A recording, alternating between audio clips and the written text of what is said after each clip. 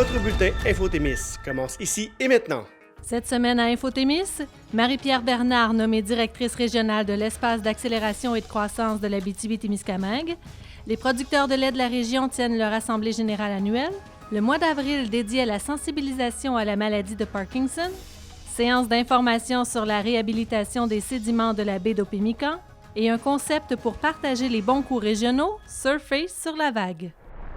La Témiscamienne Marie-Pierre Bernard a été nommée directrice régionale de l'espace d'accélération et de croissance de l'Abitibi-Témiscamingue.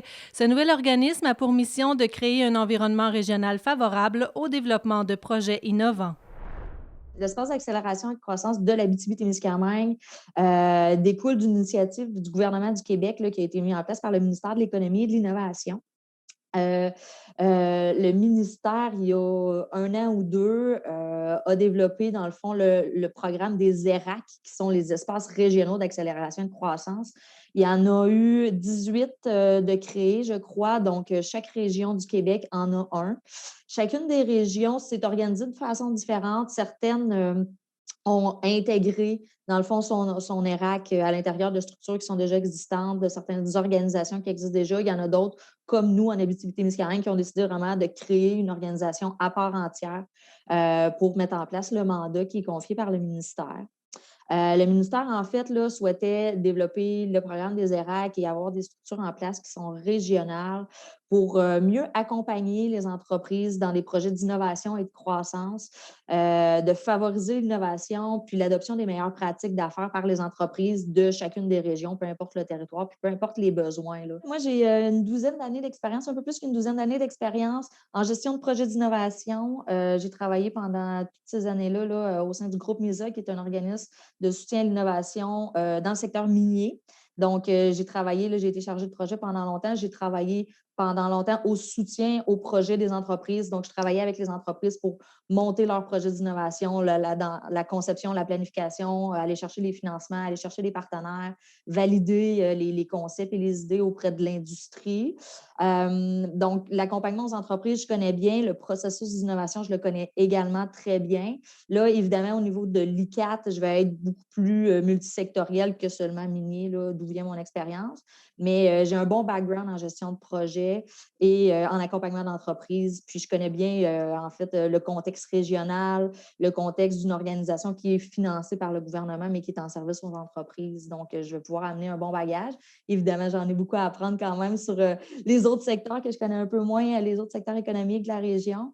Mais je vais pouvoir amener quand même une vision plus stratégique là, du développement et du soutien à l'innovation en région.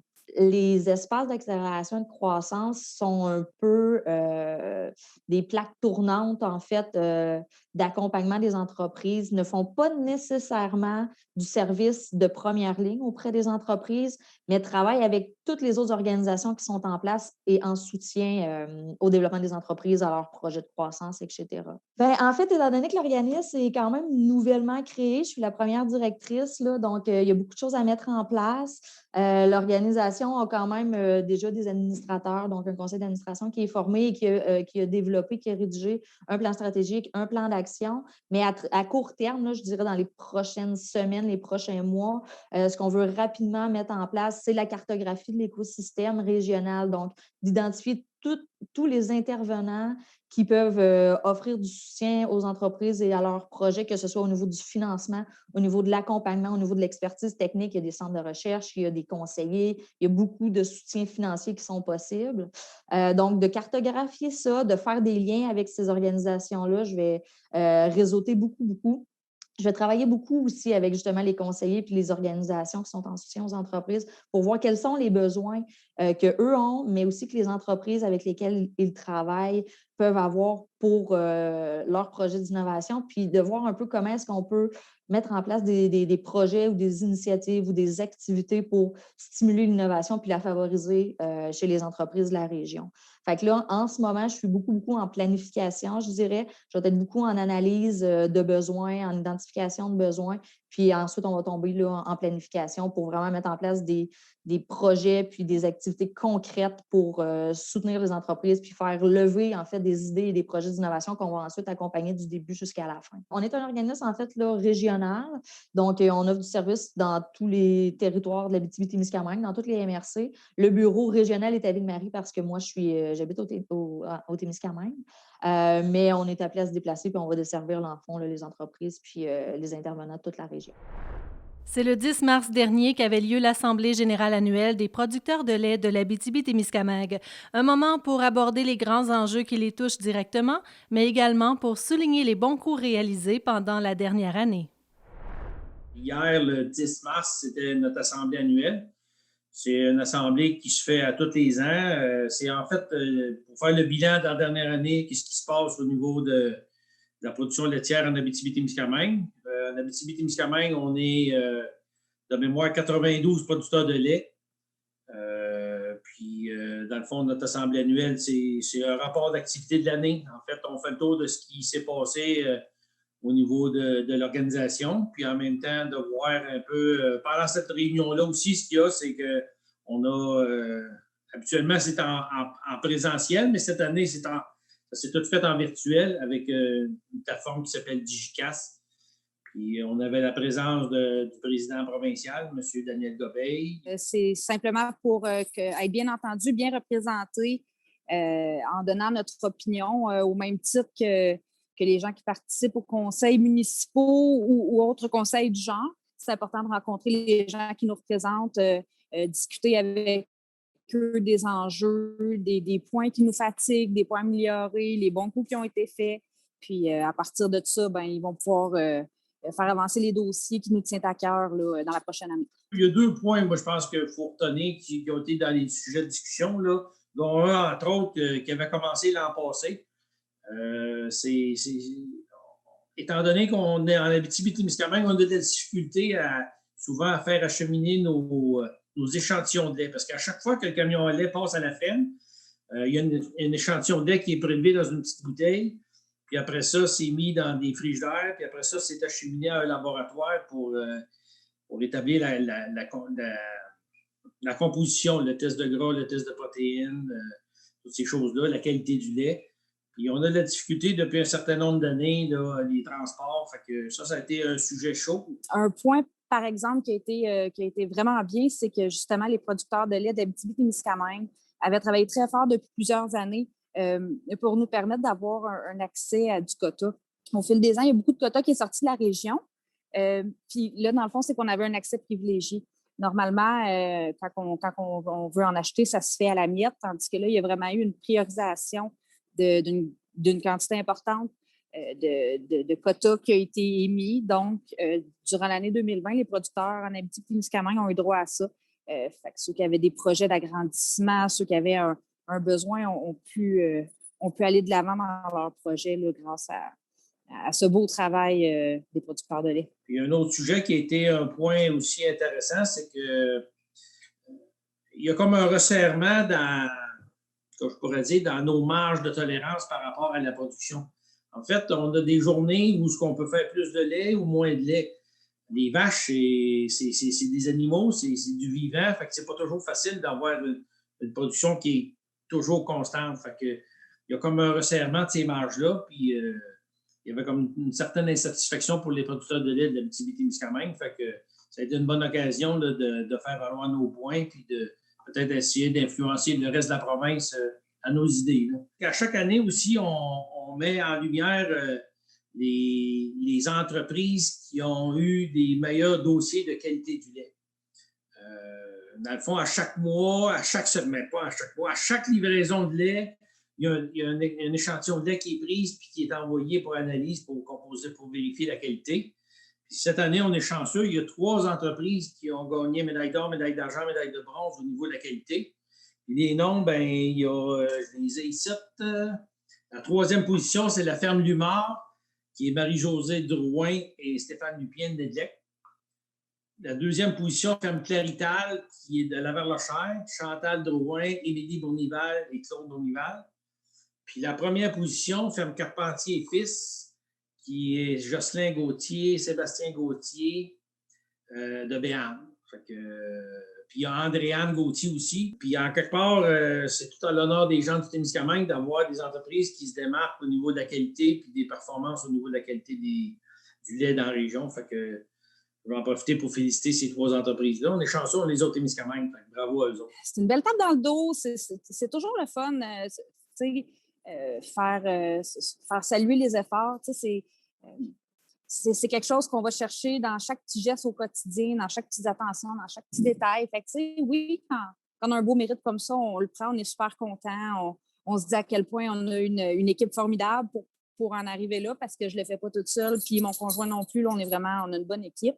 Puis aussi, il faut se rappeler que tous les producteurs de lait, pour produire du lait, répondent à des exigences et à des normes très, très, très élevées.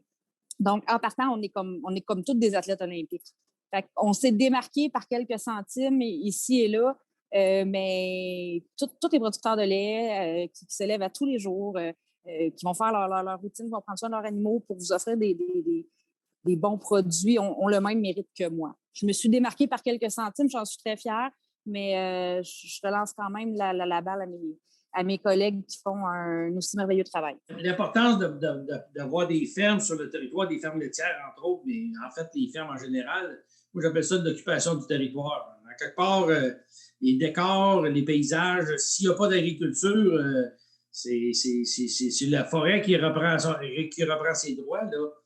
Puis l'autre chose, c'est que ces entreprises-là, c'est des entreprises qui apportent beaucoup d'activités économiques parce que ces entreprises-là, ces fermes-là, ça achète dans la région, ça achète des produits dans la région, ça consomme des denrées dans la région, fait que ça a un impact important. Il y a tellement, là, localement, là, que ce soit en Abitibi-Témiscamingue ou ailleurs, là, il y a tellement de beaux produits à découvrir. Il y a tellement de belles fromageries, des belles entreprises de transformation comme Boréalais en Abitibi qui est établi dernièrement. On a une fromagerie au village qui est extraordinaire. On a des bons produits. Fait que c'est sûr que, premièrement, si tu achètes local, tu encourages quelqu'un d'ici. Puis, si tu es à l'épicerie et que tu veux faire un choix justement au niveau des produits laitiers, ben tout le monde a entendu parler de la petite vache bleue. Si avec la petite vache bleue, d'habitude, là, c'est une valeur sûre. Ça peut être un bon alignement pour faire un bon choix.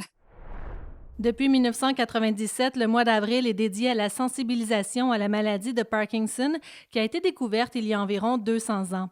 Le conseil d'administration de Parkinson Abitibi-Témiscamingue désire faire connaître ses services ainsi que démystifier cette maladie.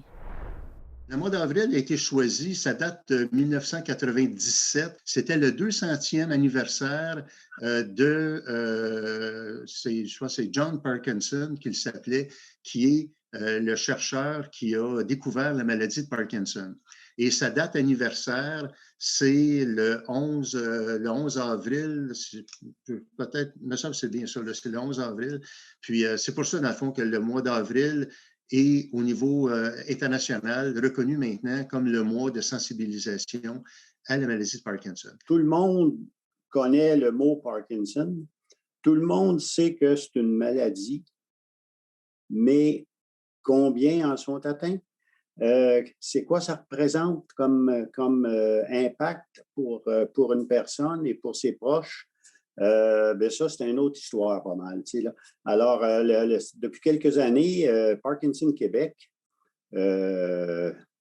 fait une campagne de sensibilisation et c'est au mois d'avril. Bon, la maladie de Parkinson, là, c'est une maladie dégénérative du système nerveux. C'est en fait, je pense, une façon peut-être assez simple là, de visualiser ça. Dans notre cerveau, on a ce qui est appelé, du côté en fait médical, le terme qui est souvent employé, c'est une substance noire qui vient affecter les cellules de dopamine. La dopamine, c'est en fait les cellules qui sont importantes pour nous permettre le mouvement. La maladie de Parkinson, c'est pas d'aujourd'hui. Ça fait une couple de 100 ans que c'est déclaré, que c'est découvert. Et ce qu'on se rend compte, c'est les tremblements qu'on voit chez les personnes atteintes. Mais les tremblements, c'est une petite partie des symptômes dont une personne ressent. Mais c'est une maladie qui progresse et avec le temps, qui peut devenir, je dirais, là, difficile à vivre pour une personne qui en est atteinte parce que c'est à la fois les mouvements qui sont nécessaires pour l'articulation, pour pouvoir s'exprimer, pour pouvoir, non seulement pour pouvoir marcher, mais par contre, c'est ça, en fait, la maladie de Parkinson, en gros, là, dans mes termes à moi. De la maladie, bien, il y en a autant qu'il y a de personnes atteintes. Il y a des gens qui sont atteints, comme ma conjointe, moi, ça fait au moins une trentaine d'années qu'elle est atteinte de la maladie. Elle est encore passablement autonome, malgré tout.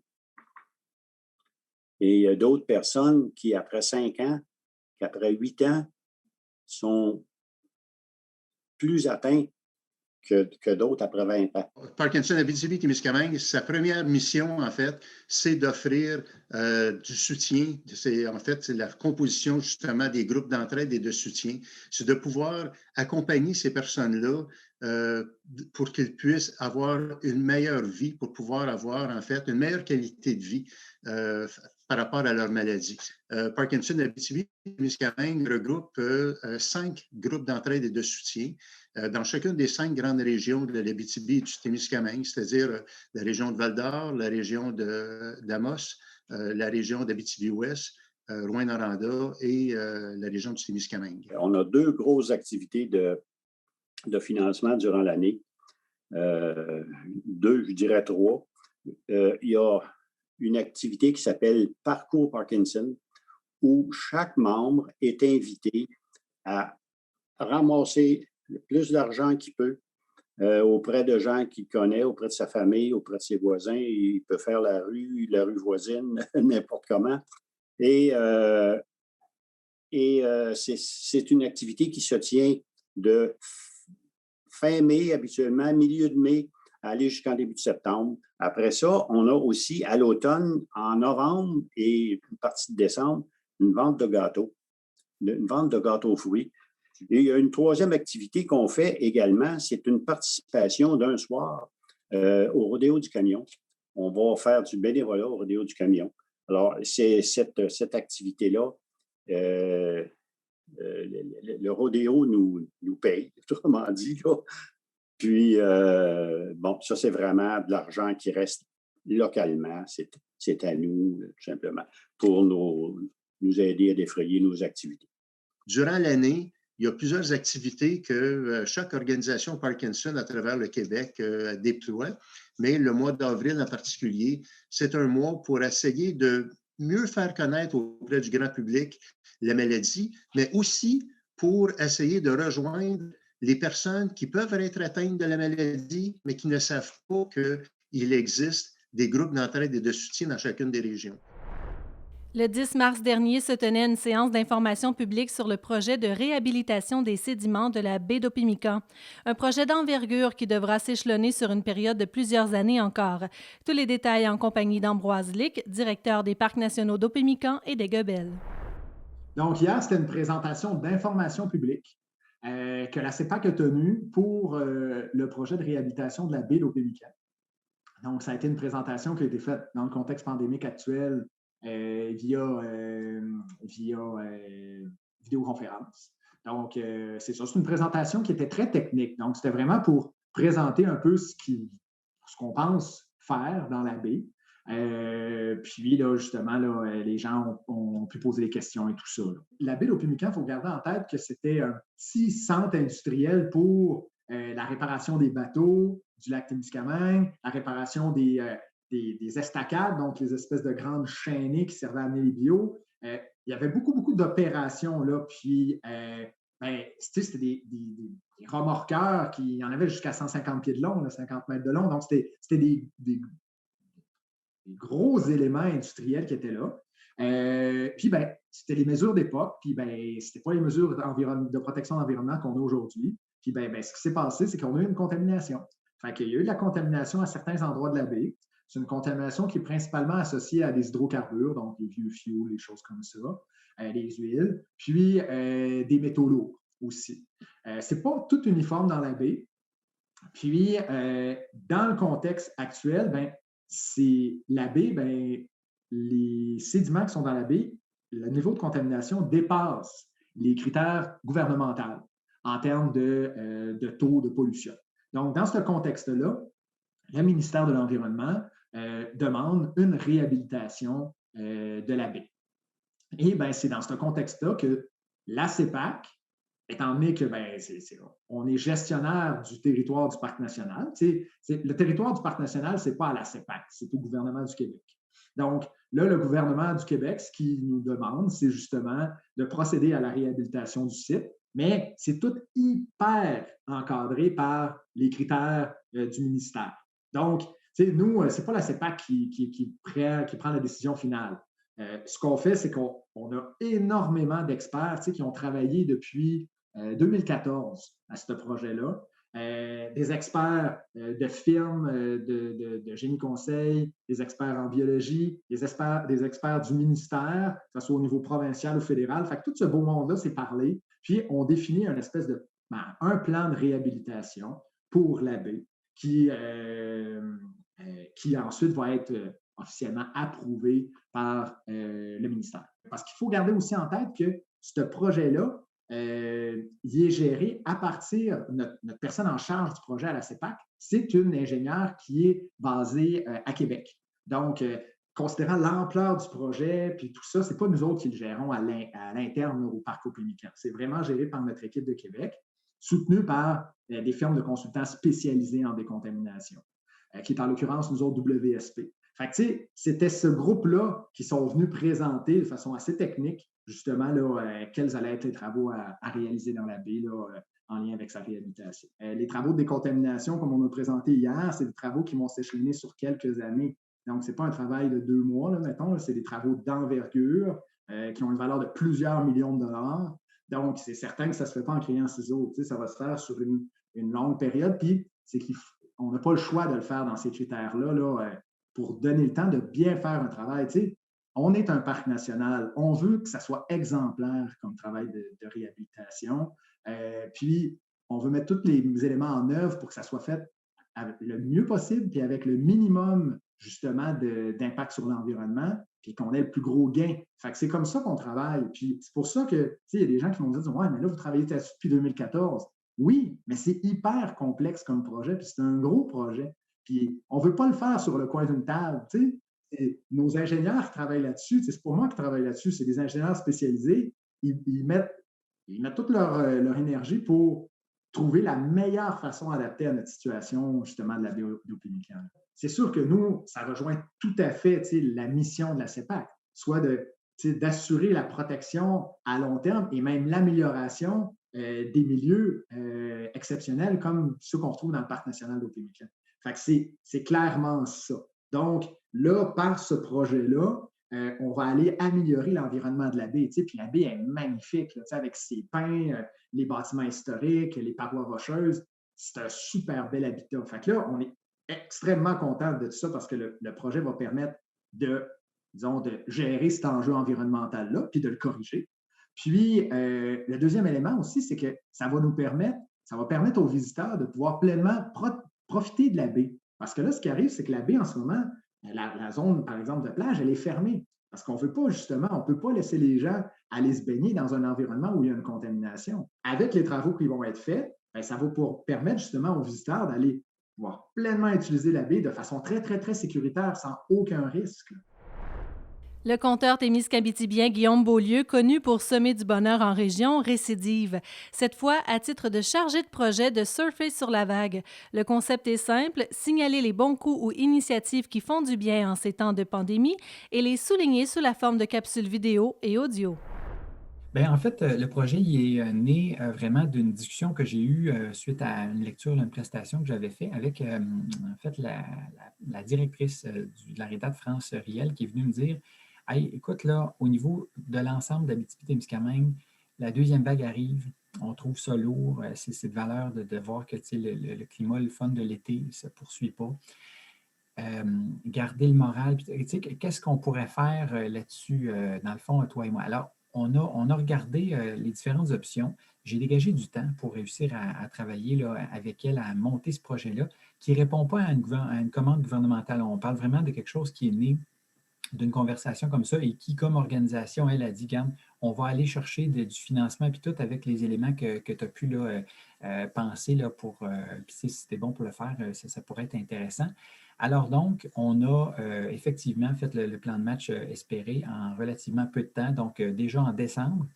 Le but qui étant de moi-même aller chercher auprès de différents contacts par-ci par-là ou des fois par ce que je vois passer évidemment sur Internet ou dans des contacts ailleurs ou ce que des gens m'apportent, des initiatives inspirantes de familles, individus, organismes sans but lucratif, entreprises, municipalités, secteur public, des gens ou des organisations qui ont pris ça à bras-le-corps de se dire « Hey, c'est lourd comme climat, ce qu'on vit là », à part de s'ajuster pour faire différemment les choses, comment on garde un bon moral pour soi-même ou comment on le fait garder le moral pour notre monde autour, soit les gens dont on a la charge, ou les employés, ou les gens autour, ou la population même plus largement.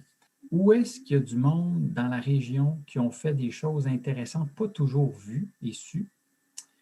Comment on peut ramasser ça, résumer ça là, dans une idée claire qui se donne en 1 minute? Comment je mets du visuel et des paroles peut-être à mettre là, tout ça pour monter une capsule précise qui apporte cette idée-là et qui la renvoie au plus de gens possible pour que les gens puissent s'en inspirer puis se dire, garder le moral, ça peut passer par ça, c'est une bonne idée, puis moi ou quelqu'un d'autre autour pourrait trouver là quelque chose là, qui leur permettrait de ne pas toucher le fond du baril, mais de maintenir le moral pour lui ou pour d'autres autour.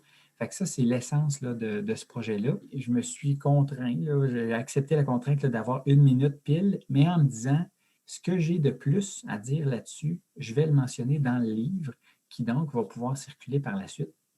Alors, on a réservé un budget là, avec de cette initiative-là pour qu'un livre puisse se faire. Donc, je suis en écriture parallèlement à ça du livre pour que, dans le fond, rendu là, au printemps, là, très bientôt, on puisse voir quelques éléments de quelques photos, par exemple, là, qui sont présentes là, dans quelques capsules, mais qui se rendent plus loin, donc aller second degré des fois, voir ou quel impact que certaines capsules on peut avoir, par exemple. Il y a une capsule qui m'a bien surpris aussi, c'est on m'a relaté qu'à la Verlochère, il y avait quelqu'un qui avait reçu sur son balcon une bouteille de vin avec un mot à la main, mais anonyme, en disant, écoute, donne au suivant. Moi, je t'envoie ça parce que je sais que tu vis là, des moments particulièrement stressants, puis c'est lourd, puis c'est de la misère à tenir, mais lâche pas. Et à ta manière, ce que tu voudras, apporte un petit quelque chose sur le perron avec une lettre signée de ta main à quelqu'un d'autre que tu juges qui pourrait le mériter, anonyme. T'sais. Alors, mais le côté anonyme est intéressant là-dedans. Visant pas juste il faut que ça me flatte mon ego, le fait de me faire remercier, mais de dire, regarde, on le fait par chaîne humaine parce qu'on vaut bien, là, dans le fond, d'avoir quelqu'un qui pense à nous. Et comme je le mettais à la fin de la capsule, de se dire, quand tu ne le sais pas c'est qui, après ça, tu marches dans ton village, puis tu croises quelqu'un, mettons l'été prochain, puis tu te dis, ah, c'est peut-être lui qui me l'a donné. Ah, non, c'est peut-être là. Il y a comme un fun supplémentaire là, qui s'installe collectivement après.